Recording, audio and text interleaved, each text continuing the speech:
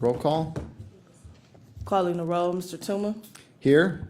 Mr. Miller. Here. Ms. Conwell. Here. Mr. Schrein. Mr. Schrein is absent. Ms. Baker. Here. There is a quorum. Okay, thank you. And this is obviously the County Public Works Procurement and Contracting Committee meeting for Wednesday, October 11, 2017. If I could have approval of minutes from the October 4th, 2017 meeting. I so move. Okay, we have a first and a second. All those in favor say aye. Aye. Opposed, nay. The ayes have it.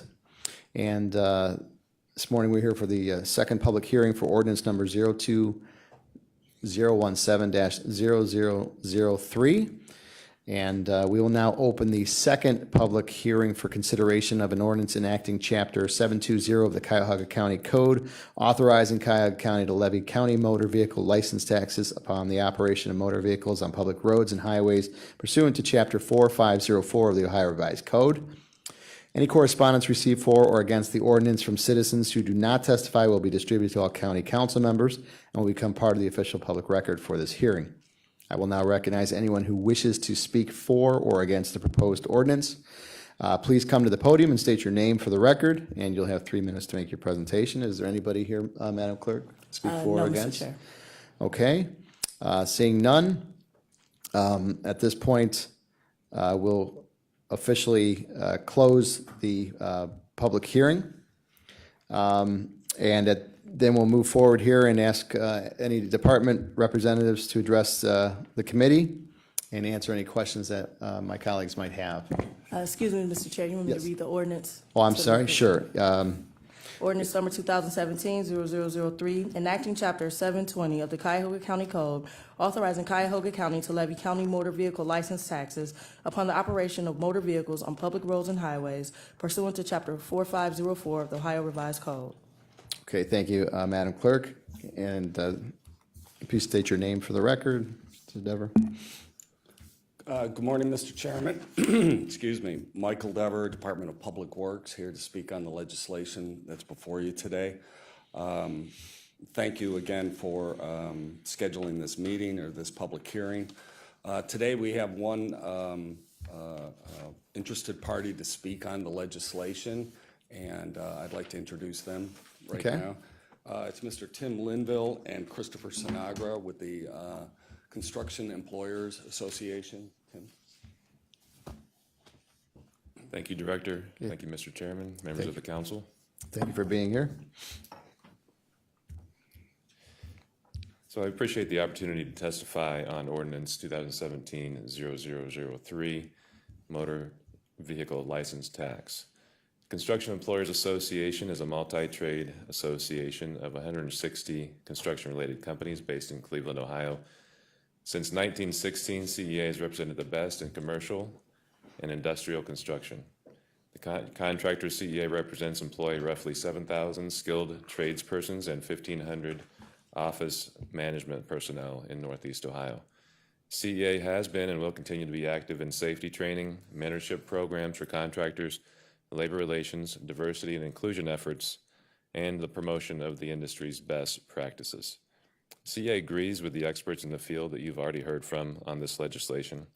Their data illustrates the need for repairing and maintaining our transportation system. We believe it is important to maintain that system for the traveling public and businesses that want to work and grow here. Since fees were enacted in 1987, the overall economy has experienced significant inflation. For instance, according to the Associated General Contractors of America, construction material costs have increased more than 200% since the current fee level was put in place. We are pleased that so many of our contractors and their employees make Northeast Ohio their home. They earn and spend their money within our region. They and their companies they work for pay taxes in our region. The funding provided through this legislation will provide more opportunities for government agencies to effectively coordinate and manage projects. The county can lead efforts when municipalities are not certified by ODOT, and/or the county can provide matching funds to complete projects. Effective coordination and project management are keys to completing quality construction projects. The legislation in front of us will improve our infrastructure, which in turn improves our county as a whole. Thank you. Thank you very much for your comments. Any questions or comments from members of the committee? Mr. Linville? Okay, seeing none, thank you. Thank you. Okay, Mr. Dever? Thank you, Mr. Linville. Mr. Chairman, if it pleases the committee, the presentation that I gave last week was obviously given late in the hour, and some of the committee had shrunk. And I wonder if it's of some value to go back maybe briefly over the presentation, or Yeah, I actually think that would be a good idea. I appreciate you bringing that up, and okay. Ms. Baker can choose to stay or not, but yes. I'll try and go Yeah, through it yeah, as no, that's quickly fine. as possible. Okay, that's fine. And then, Absolutely. so there should be hard copies in front of you and also some other additional handouts that I'll speak on as we move along here. So the listing of today's agenda was the responsibilities, the funding, review of the conditions of the county roads and bridges, challenges, and the regional benefits. If we go to page 3, the county's responsibility specifically is outlined in the Ohio Revised Code 5591.21 and other sections of the code. Also, the next page there, page 4, lists the county's responsibilities in the township, which is both Chagrin Falls and Olmsted Township. And that also is referenced in the Ohio Revised Code. County's also responsibility is the maintenance of the county tax map across the hall here from us. Once again, noted in the Ohio Revised Code. Our primarily what the county does now is improvement projects are those large capital projects that are difficult for some municipalities to fund and staff, or projects that involve one or more communities, cross jurisdictions, and then also our expertise in federal funding. The maintenance program, which was passed by legislation from this council back in 2014 and was enacted from 15, 16, and 17, is also a key piece of our participation. Current road and bridge funding, motor vehicle fees, permissive license fees, state gas tax, federal funding through NOACO.CEO, DOPWIC or Issue 1, and other grants.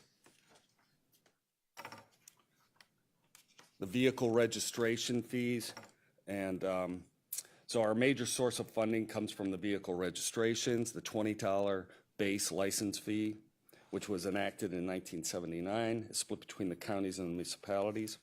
$20 in 1979 equals a buying power of less than $6 today. So these funds have decreased when you consider the price of projects increasing. The permissive license fees have been added in increments of $5. We brought in pretty much on every once a month, we're bringing some type of legislation before council, welfare and convenience, about utilizing either the 5 or the 750 fund. These are the references we make. The first in 16-7, which all comes to the counties, which we call the $5 fund. Another pair in 1987, which was $5, which came to the county, and then $5 was split between the municipalities and the county. Thus, that was the 750 fund. And then municipalities have another $5 that they can collect, which goes directly to them. And 37 of the 59 communities currently do that. So the last permissive fee increase was 30 years ago. This pie chart on page 9 shows where the vehicle registration fees go. And this is an example of the city of Cleveland, if you're out a standard vehicle going to purchase their tags. So of that, basically in columns 2, which is in red, column 6, which is also in red, and column 9, that adds up to $21.93 for an average vehicle. Comes back to the county. The gas taxes, state gasoline tax, 28 cents a gallon, which generates $1.7 billion. That was last increased in 2005. 3 cents of that 28 is allocated to the counties, which is roughly $207 million. And that's proportionate That's evenly split between the 88 counties of Cuyahoga County, or I'm sorry, of the state, which is approximately 2.3 million annually that comes to Cuyahoga County, to each of the counties. The federal gas tax, 18.4 cents a gallon, last increased in 1993, and that primarily funds the state and federal system and other local projects. Other revenue sources used to leverage by the county include the federal aid programs through NOACA, ODOT, CEAO, the Ohio Public Works Commission, and miscellaneous grants. If you go to page 12 there, this chart represents the past 5 years of revenue taken in by Road and Bridge. As you can see, a majority of our funding is from registration and permissive fees, approximately 25 of the 29 million. While the total revenue has remained consistent, the value of the dollar has declined, so we're getting less product for the revenue that we're taking in. In 2015, you were able to pay for 2 years' worth of registration. So we'll see a slightly increased number in 2016. We're not sure how this is going to impact future revenue projections. The next slide there, slide 13. This is a graph showing how we funded our projects over the last 5 years. You'll note that the county road and bridge dollars are around $20 million, but we use these dollars to access additional funding through state, federal, and local sources, which allows us to put out a capital program of anywhere from $35 to $60 million per year, and that's depending on the projects. In 13 and 14, we had a significant federal aid projects in the Columbus Road Lift Bridge down in the flats there, and also Pleasant Valley Road on the south side of town.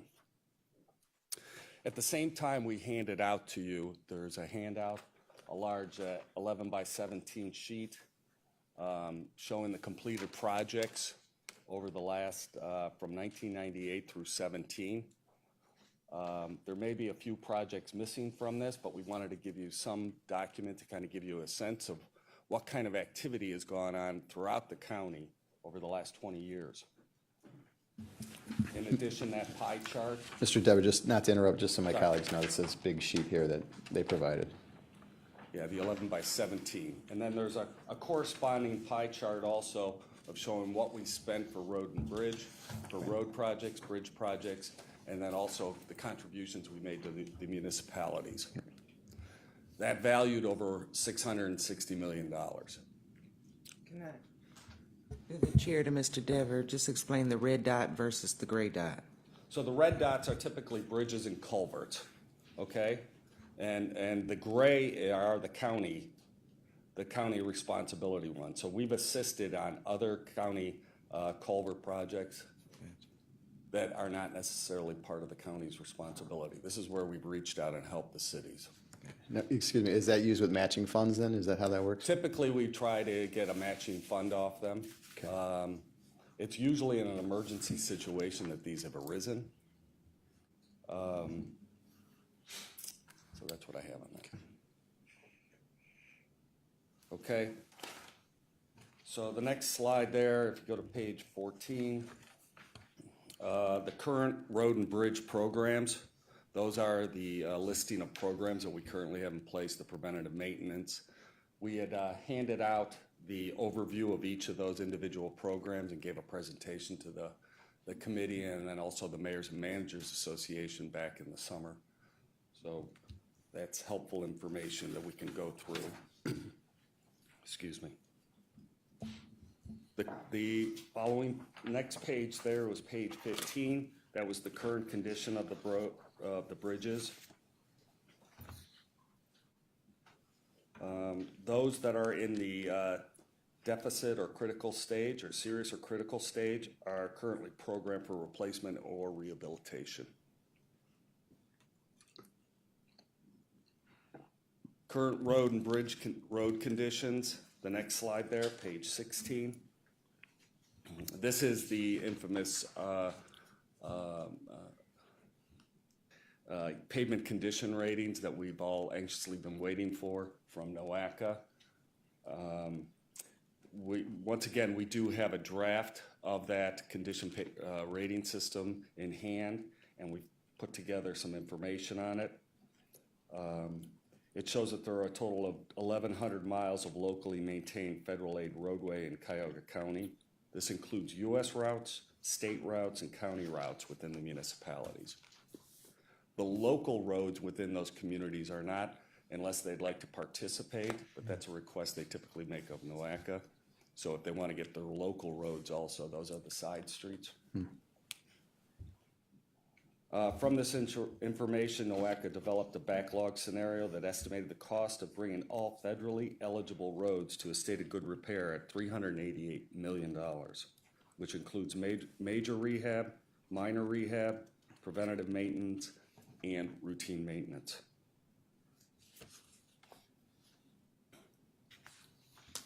So the funding challenges, nationwide, the gas tax revenue is down, less consumption, higher fuel efficiency, alternative fuel vehicles. Federal funds availability has been reduced. Large number of projects are currently programmed, and there's a high demand for federal funds from the 5-county region that involves NOACA. Local government funds, the state government funds have obviously been decreased, and then also inflation.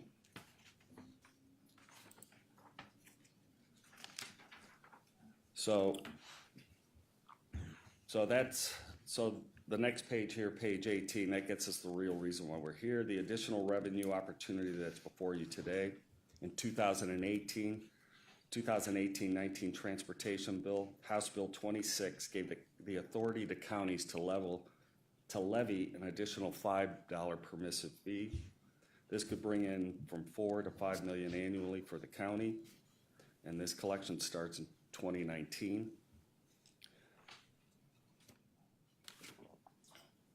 Then the final slide I have here is the regional benefits. These dollars would go straight. These would go into capital programs, more road and bridge projects. The county is in the best position to multiply these dollars into money for federal, state, and other grant opportunities. The county is an expert in administering federal projects. We have the largest LPA program in the state. Many municipalities are not certified to manage projects with federal funds. The county can cross municipal boundaries with projects, making it easier to get large projects completed. There's an added economic benefit to the region. So that's basically the overview, increasing the opportunities, obviously, for the county diversity program, too. So I'm sorry I kind of whizzed through that, but I figure it was worthwhile to at least go back over the original presentation, so if there's comments or questions regarding it. Okay. So with that, thank you, Mr. Chairman. Through the chair, to Mr. Dever, I'm just, I know you said permissive fee. So when in this committee, we're always either referring to the $750, where does money coming from, $750 or the $5? So with this increase of the $5, which fund will it be in? Will it be in both?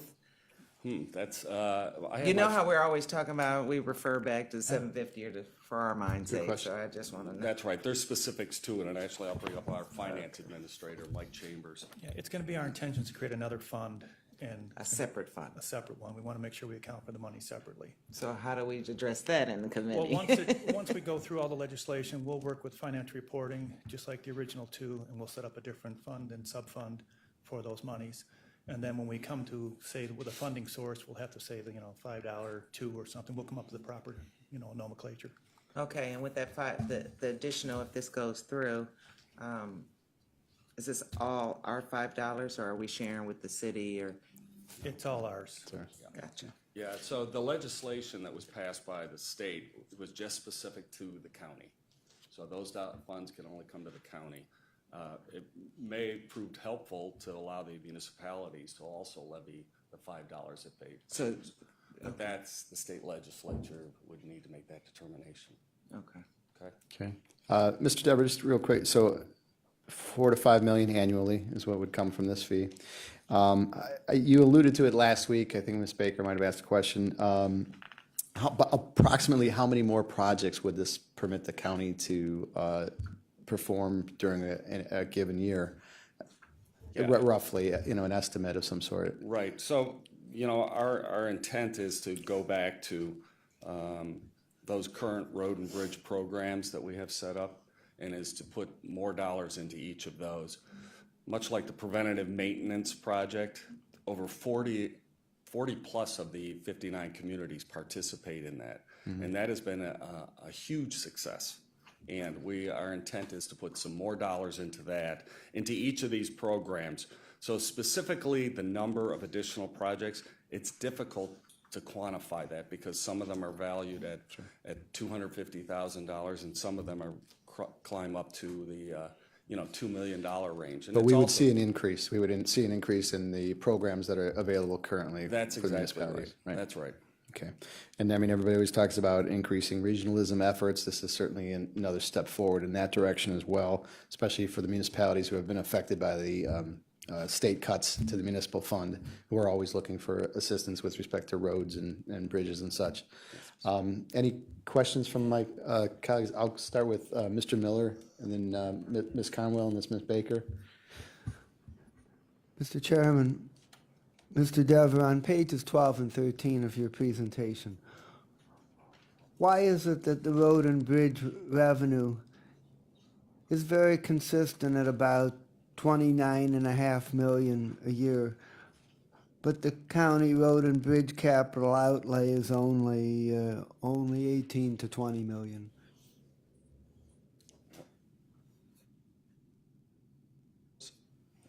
I'm trying to understand the question there again. I'm sorry. Well, if you look on the bottom of page 12, Yep. the total amount of road and bridge revenue is about 29 million each year. That's right. But if you look on page 13, the road and bridge capital outlay in Variable. the row that says county road and bridge, it ranges between 18 and 21 million. Yeah, So I'm wondering, it looks like we're not spending all of the money. now, what you're not seeing, the missing component here is our operating. We want to focus on our capital program. The difference is our operating, because we have our operations, it's not in there. So that's where that extra money goes to, is fund our operations. Okay. And quite honestly, anything that's left over in operations, we dump back into fund more projects. And operations consist mostly of what? Our maintenance crews, I mean, we have 123 to 130 people, so that's our operations and the oversight of the projects, our maintenance. We are still responsible for the township, we're responsible for all those bridges, our construction, our finance, our administration. That's what the operations is paid for. So everything we've talked to today has nothing to do with operations. All that money is going into capital. Capital improvements. And on page 13, why is it that there was a spike in federal funding in 2013 and 2014, 27.5 million and 32 million, but that it's declined to the low to mid-teens in 2015 and 16, and what's the projection in that area for the next couple of years? Well, the reason why you saw that spike is specifically the Columbus Road Lift Bridge. That was a major capital project, so there was a huge infusion of federal dollars. In the outcoming years, we do have one significant project that we're planning right now, which is the Hilliard Road Bridge, which runs between Rocky River and Lakewood. That is going to be roughly $30 million, where our intent is to see 80% of that being paid for by federal funds. So you'll see a significant uptick on that project alone. We're still working towards that effort. I think it'll be in 2021, 22 that would come under construction. So it's those significant major capital jobs. And what accounts for the bump in issue 1 funding for 2015? Issue 1 fund. That money for Columbus Road, too. Yeah, so that's actually leveraging for the additional dollars. So it wasn't just federal dollars, it was state dollars That is the issue one funds, so there was heavy participation from them. Was that also for the Columbus Lift Bridge? The Columbus, and then also the Pleasant Valley Road widening project. That was big too. That was a big job. Okay. Okay, Ms. Conwell, then Ms. Baker. Through the chair to Mr. Dever, just one question. On page 18, you stated that talked about the collection would actually start in 2019. So how does that work? When you put on, so in January of 2019, we can start collecting that $5 additional That's right. cost. So since we're starting in 2019, when will we actually be able to start spending? Well, actually, if I'm gonna, knowing that if this legislation ends up moving forward and is adopted, I'm going to start the planning process. So basically, we're going to bring on consultants and others to assist with those design efforts. So by the time 19 comes around, that we have shovel-ready projects ready. So that's the intent here. So that's why we're coming before you so early, is just the planning process, because many of these projects take 3 to 5 years, those significant ones to ultimately do. So. How will we pay for the consultants? How do we plan on paying for that? Well, we set aside on a yearly basis a certain amount of money for consultants that are ultimately billed into the overall project. So any work they do. So the overall value of the project is then billed. The consultants are the front end of this, and then if there's right-of-way acquisition, anything like that. So we do have some room right now to add on that additional consultants, knowing that there is these additional dollars coming our way in 19. So we have, roughly how much do we put away, Public Works puts away every year? On consultants, we do roughly, I think it's 400,000, and then there's specific projects, maybe the much larger size, like the Hilliard Road Bridge, a $30 million project like that. It's roughly 5 to 7% of the overall cost is going to be for design work. So we're setting aside some dollars for that now. Cool. So how many years have we been putting the 400,000 aside for the consultant? And it's not, I want to get clear, it's not just for this specific, it's just in case we need a consultant anytime, correct? Yeah, Nicole English from Public Works. We award 2 general services contracts every year, which add up to around 400,000. Some years they're a little higher, some years a little less. So we have consultants on board every year. So those have been getting awarded for many years in the past. And then we spend about $2 million total in consultant services a year for these specific projects. The general services we hire for more simple resurfacing, smaller jobs. And then the big jobs we actually put out where we ask for RFQs for specific projects. If they're going to be higher than a couple $100,000, then we want the consultants to compete on qualifications for that. So we spend about $2 million a year in consulting fees. Thank you. Ms. Baker, you had a quick comment? Thank you. I was just getting some clarification here on things that went on before I was here. If we can go to page 8, and I just got a little clarification, but maybe we can run through it just so I have a full understanding. The $5 fee passed in 67, that's 100% county.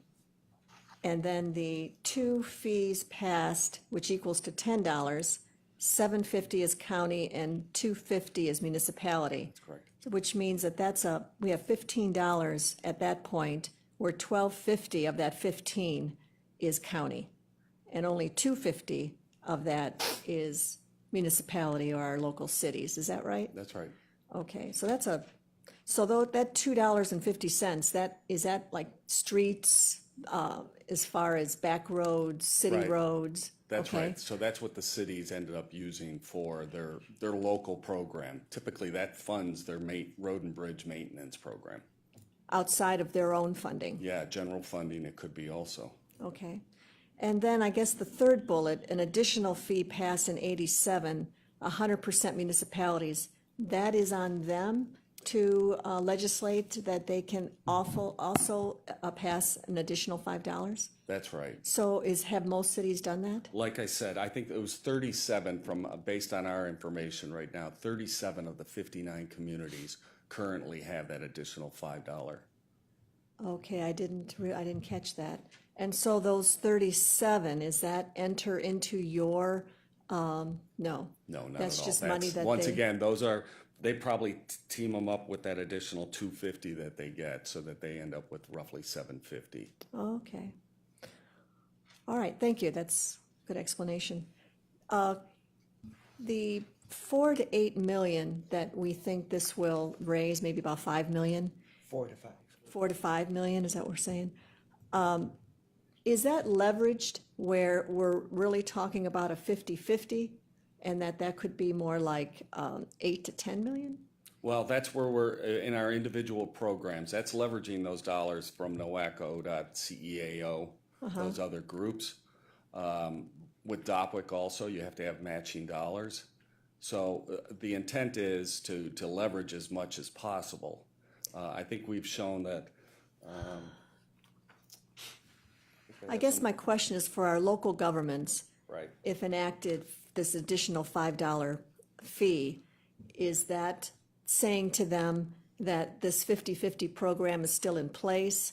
And even though there's an extra 4 million, don't anticipate that 4 million directly. It's a 50-50 program, so you will get half Right. of what it is that we're enacting. Is that fair? Yes, it is, but there's clarification on the 50-50 program. We put a cap on it of 250,000 because these are typically smaller projects. And plus, so those dollars could move, be spread around to more communities. So 250,000 is what we put into the 50-50 program, or that was the maximum that could be allocated to the community. Our intent is to add dollars into that program if this legislation passes, so that we can spread that out a little bit further. So may continue. So if those cities that are struggling with their road improvements can't afford the 50-50, are they still then in the same situation they are now, where they just can't afford it, even though there's more money available? Well, at least I wouldn't say that they're in the same situation now. Now we have more resources, so we can look deeper down the line now at additional projects. So those projects, once again, the NOACA pavement condition rating, that is our primary driver. So that's going to help us make the determination of what are the priorities for the county. So if those projects fall into that top 10%, those are the projects we're looking for within the next few years here to see if we can assist with. I guess I'm just asking if they fall within below the 10, say we can do 10 now we can do 12 or 13 or 14 because we're reaching deeper onto the list. Right. Would some of those cities that are on that list not be available to participate, even though there's more money accessible because they can't match the 50-50? Nicole, I'll let you speak on that. So we're referring to that 50-50 program, but we're not just anticipating the 4 to 5 million would go only in the 50-50 program. Okay. Our intent is we would enhance our current programs. So there might be some that some goes into the 50-50, some goes into an 80-20 type program. That's still what we have to determine. But our idea is that we would enhance our current, opposed to starting a whole new program, we would enhance our current programs, not just the 50-50. So there'd be different match opportunities Right. available. And with if the I new money. could, this would also apply, I would imagine, to if there's county roads going through a particular municipality, would apply if it's applicable to a situation, correct? So, Right. I think what Nicole's Maybe it helps referencing there is that current road and bridge programs, like that third one, or the fourth item down, the local operations resurfacing, that's where we participate 80% on those I see. projects. Okay. And 20% comes back from the community. So we're intending to put additional dollars into that program also. Okay.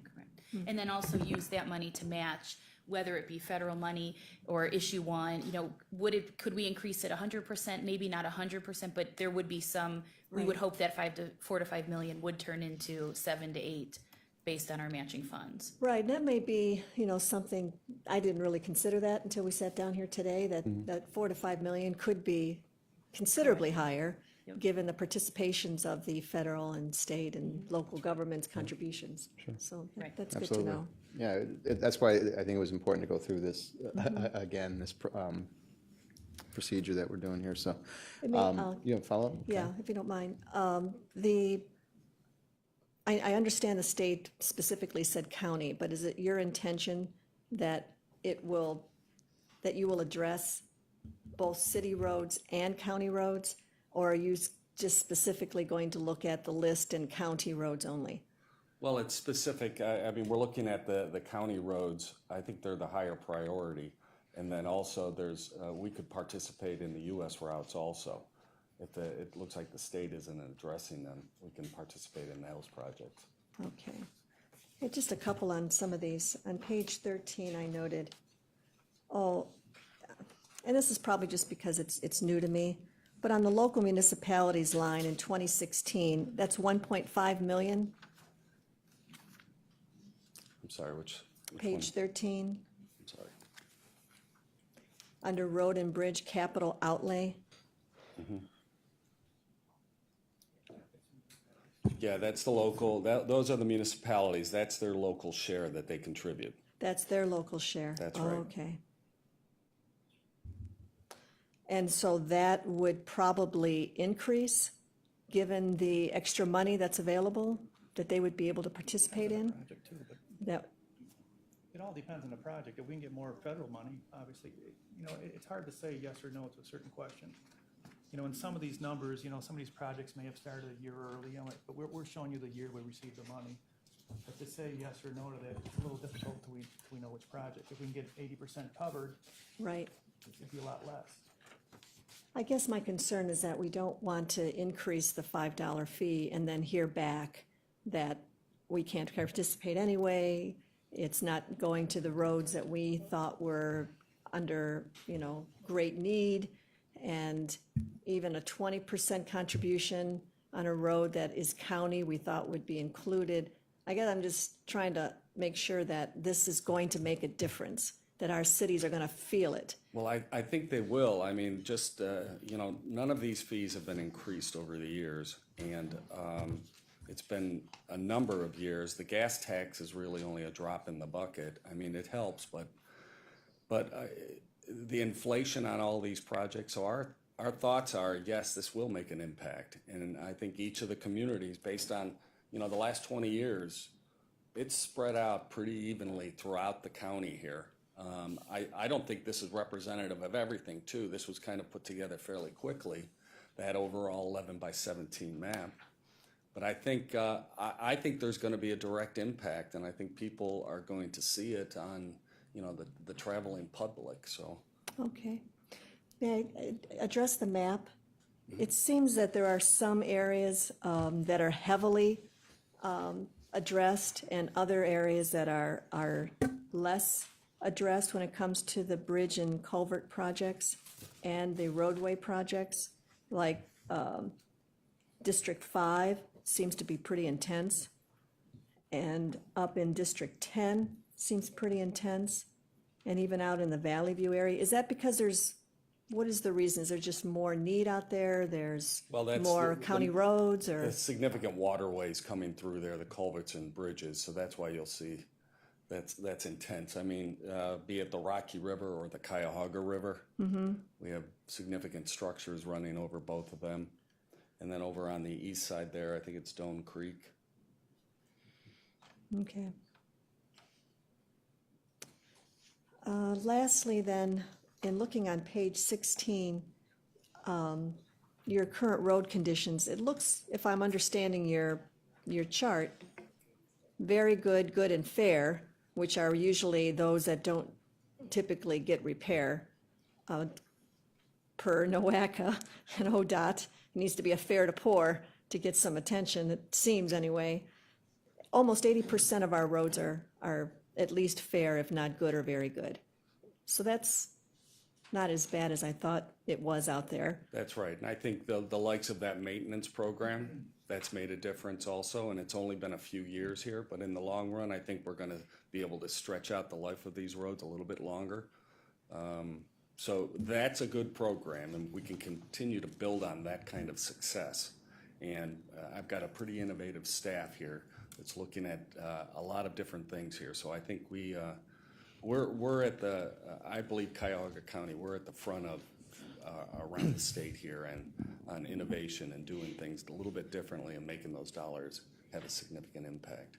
If I make one comment, and I think it was back in the Board of Control where we approved the quality of the materials that are used. There's a company that checks to make sure the quality of the products are good. Right, well, they're certified, so like any of our road products, there's a material listing that ODOT ultimately certifies any of the products that are used on the road, so so they go through it. At one time, Cuyahoga County did testing themselves, but obviously that's, those are days long gone. But Wasn't there a company, though, that we approved, I thought, in Board of Control? Yeah, we recently approved a contract for our construction management and testing contract, which we Okay. release every year to 2 years. And so they do assist us with the testing of our roadway and bridge projects out in the field. All right, I guess my comment would be, I don't know if there's any recourse, because I know even with talking to my mayor in Rocky River, she was not happy with the materials that were used and felt that her road diminished much sooner than it should have, and felt that it was the initial materials that were used, maybe it was the time of year that it was put down, that she really had to patch to make up for those materials. Whether that's true or not, I just wanted to make a comment that, do we follow up on that? Is there any recourse if they say, what happens with that? that was a federal aid job, so there is actually a higher threshold of testing materials at the time they're being placed, and then also that they're an approved material. So there was actually, they went back on it, and I think there's one project on Rocky River Drive, which the state ended up doing them. There was significant failures of concrete. Okay. And they're going through an exercise now of replacing sections of it, and that project is less than 10 years old. Right. So we do go back, we look at it. There was another similar project, was West 117th. There were some failures, but at the time of the placement, they followed all the necessary procedures. And it was an approved material from the local concrete suppliers here. Right. That's an important piece to us, and that's making sure we have our eyes and ears out on the project to make sure that they're placing it correctly and not cutting corners. Right. So it's important to us to do that. Thank you, Chair. Okay, thank Appreciate it. you, Thank you. Ms. Baker. Ms. Conwell? Mr. Dever, on the 1987 fee, how was it established that now we're deciding to raise the fees? I'm trying to think back since 2011, and I don't recall us having any discussion. So what preempted that now is the time that we would consider this? This legislation for the additional 5? Yeah, because we haven't raised the fees since 1987. so- Yeah, well, the argument is obviously we believe the need is out there, inflationary cost, and I think Mr. Linville actually made reference to it. It's like a 200% increase since the last time this was raised. So that's a direct impact on the number of projects we can participate in. So unfortunately, we're not seeing the additional dollars coming from the state. We're not seeing the additional dollars coming from the federal government. And it seems like we've got to circle the wagons here ourselves and try and take care of our own problems. And so that's why we're bringing the legislation forward now. And that's it. Oh, I'm sorry, yes. So the state House bill, it was 26. What And page that is was that? enacted in 18. On page 18, I'm sorry. So that was enacted in June, late June of this year. And that's what started this process. So they had been talking about this for a number of years, but it never gained traction. But I think that, knowing that the need is out there, that the state legislature decided to move forward with this bill. And that's what I was getting at. I I'm just sorry. know it didn't just pop up in our heads and say, hey, No. there had to be some discussions going on. But Right. first time that I remember us hearing about, the need that we would possibly need to increase. Right. I think the County Engineers Association has been down at the state capitol lobbying for this additional increase for the last 20 years. I mean, I'm sure you can go back on some of those transportation subcommittees and And I'm sure they've probably heard from the County Engineers Association outlining the need. And last week, we brought in the American Society of Civil Engineers, who do their report card every 5 years. And that report card even showed that there is that need for additional dollars. I forgot how many billion it was, but I mean, it's almost astronomical. But that was, it's just not road and bridge work. There's other infrastructure such as sewers or waterways or airports or train tracks and things like that. In terms of when you go to renew your license, they have something new now that you can buy multiple years. That's right. And I thought it was to save money. Would there be any decrease in any of the fees if you did that? Yeah, I think the registrar's fee is the one thing that's waived, which is $350. So if you go in the first just for one time, you're only paying the $350. I'm not aware of any other additional discounts. It is a 1 to 2 years, but we also heard that there's a 5-year program out there, so you can sign up. But if your plate gets damaged or anything like that, you've got to go start from the beginning again. Say you get in a car accident or something. Yeah, so that's unfortunate. I think the 2-year program is a lot of people are taking advantage of that. I know I have, and we've got 3 cars in the house. So where does that $350 fee go to? That's the registrar. If we go back to the pie chart that showed where those dollars were spread out. So and whose that was fund is that? Who would lose on that $350? That's on page 9. So ultimately, that's the registrar. That's the person that where you go, those are individually owned. Gotcha. And that registrar, like I'm over at Warren Village on Warren Road in Cleveland there. That's where So the state kind of pays for those buildings and the upkeeps of those, right? yeah, I'm not sure how that arrangement was made, but at one time I think it was run by the state, but now it's, I think they're individually owned. And All right, thank you. Good to know. Okay, any further questions from any of my colleagues? Okay, thank you. Anything else, Mr. Dever? No, Mr. Chairman, I just appreciate the council having these hearings. As for the legislation itself, we would hope that it goes through its full 3 readings. And if you have any questions or comments or anything whatsoever, myself and my staff, from Mike Chambers, Tom Sotek, Dave Marquardt, and Nicole English are here and ready to answer any questions that you may have, okay? Okay, appreciate that. Mr. Miller?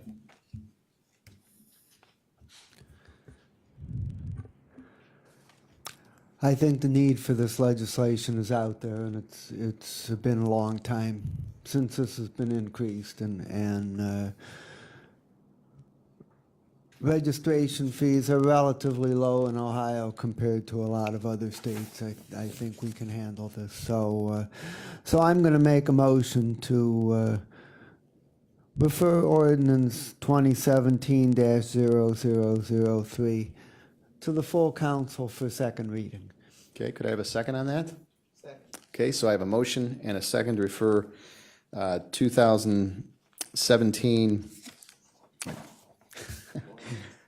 0003 to full council for a second reading. All those in favor say aye. Aye. Opposed, nay. And the ayes have it. Thank you, Mr. Dever. Thank you. Thank you. Is there any other miscellaneous business before committee this morning? I just wanted to ask him one. Okay, I'm sorry, Ms. Conwell has one more question for you, Mr. Dever. Through the chair to Mr. Dever, so suppose this goes through and it passes through council. I'd just like to know what will be the next steps? What will follow after, if it should get passed by council as a whole? Right, so I think, I'm not 100% sure how the state legislation reads, but I think there's opportunities for the general public to review what council has done here, and if they'd like to move forward with any type of referendum, should it be, so that it could be further discussed. And then signing by council or signing by the executive, I'm assuming, I'm sorry, I don't have it specifically, but maybe. Yes, if on I the- may. So the ordinance will not become effective until 30 days, and then it will be signed by council and the executive. So this 30 days is available for the public to organize a referendum if there's a need for that, but As soon as we pass it, they have 30 days Yes. to enact a referendum Yes. through the Board of Elections. If they do not do it after that 30 days, then it's a done deal? yes. Okay, thank you. Okay, thank you, Ms. Conwell, and again, thank you, Mr. Dever. Any further miscellaneous issues here or questions? Okay, seeing none. Then we will have a motion to, any other members of the public? No, Mr. Chair. Good. Okay, seeing none, then could I have a motion to adjourn? So moved. Actually, you know what, could we have a motion to excuse Councilman Schron? So moved. Okay, we have a motion, and a second to excuse Councilman Schron. All those in favor, say aye. Aye. Opposed, nay. Ayes have it. And then could we have a motion to adjourn? So moved. I have a motion and a second to adjourn. All those in favor say aye. Aye. Opposed, nay. Ayes have it, and Public Works shall adjourn. Okay. Hey, Tom.